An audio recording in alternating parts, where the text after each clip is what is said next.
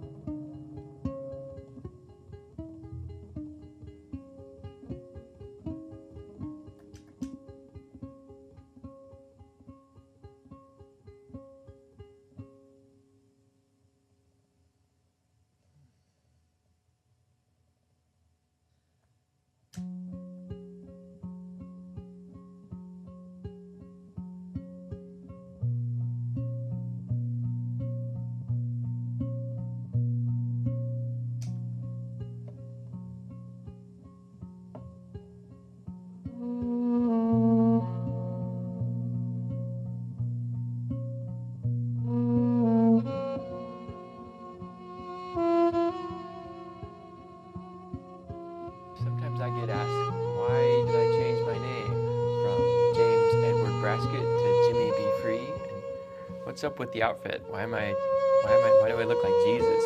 That came about as a result of an ayahuasca journey I took. It was so liberating.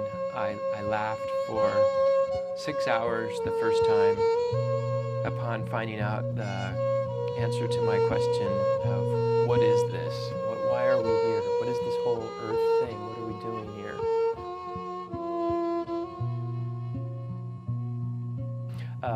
It's just a game. We're here playing a game. There's the void, and there's this, and we used to be in the void, and that was wonderful and great. And I got to see what it was like to be in the void and just be at total peace.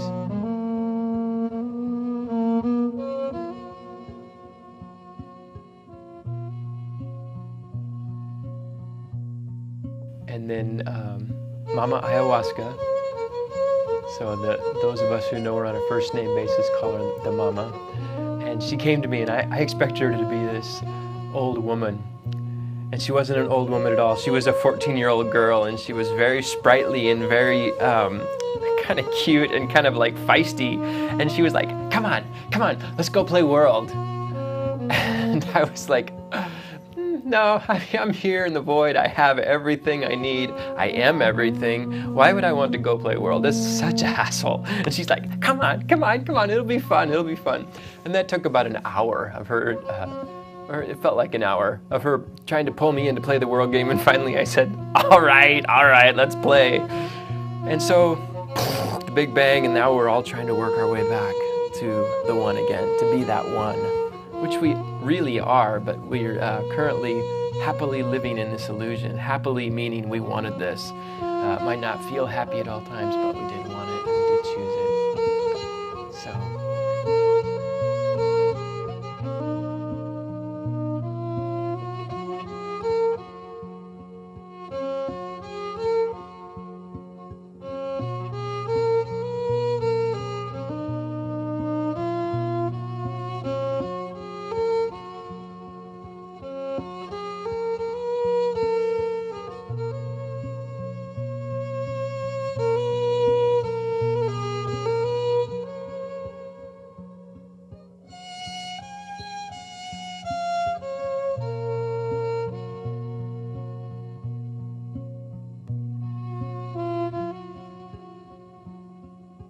During my second ayahuasca experience, I said, all right, I recognize that this is all a big game.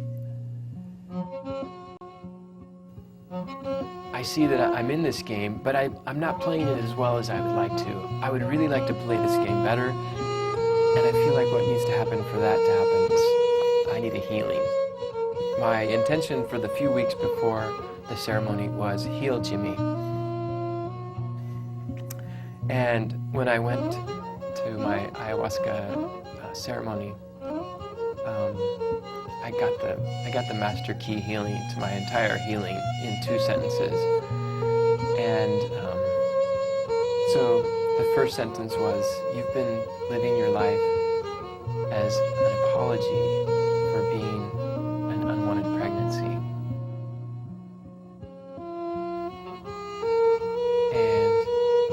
Second sentence was, it's okay to be, Jimmy. It's okay to be. You can totally be here. You belong here.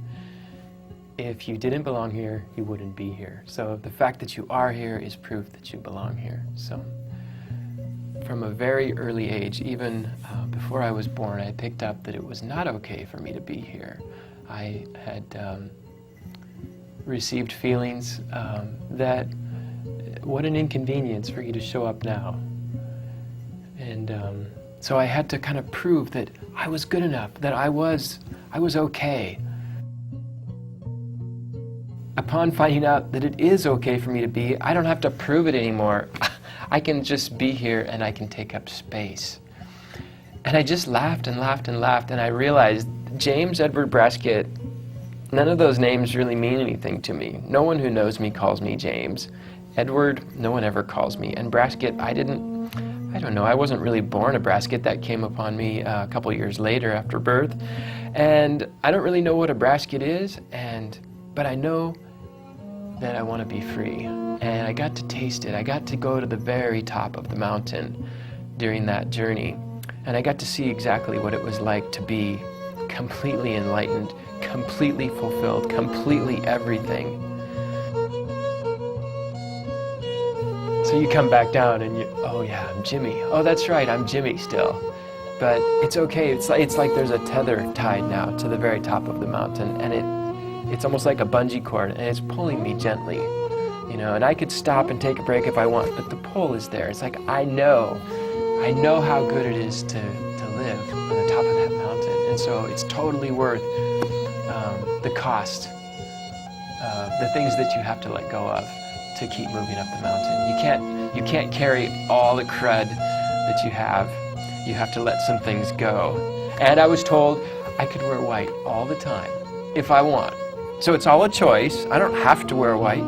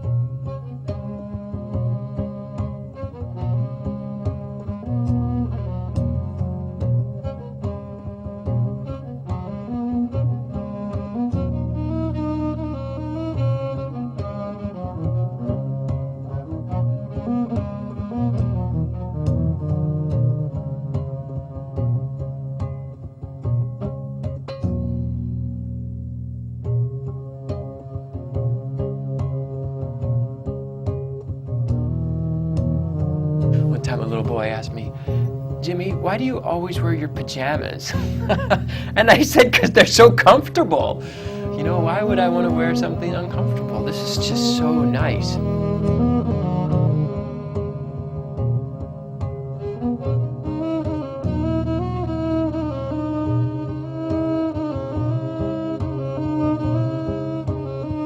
I'm putting a teepee up in my front yard, and I had to do some excavating work to get rid of some mud. So I wanted to wear my regular clothes, my Levi's and my hiking boots and my work shirt to get the job done. I didn't want to wear my nice lightweight clothes. So I put those on, and as soon as I put my regular clothes on, I felt like a different person. I felt like the old me before my big, huge transformation. I didn't like it. It was like, I've already been that. I don't really want to be that anymore. But one thing I noticed, I had the hiking boots on and the Levi's, and I put a jacket on, and it was like, ooh, I'm protected now. I can be kind of rough, and I could be really, I didn't have to really care about the things around me. I could rub up against them, I could bump my feet on things, and it was no problem at all.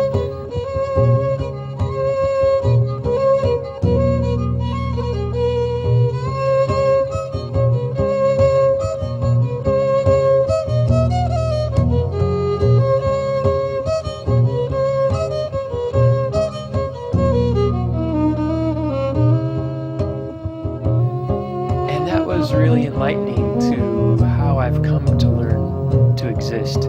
When I'm dressed like this, and when I have my long hair, you know, I'm fairly vulnerable. I have to be careful, and if I start getting careless, ow, it hurts. I stub my toes on things, so.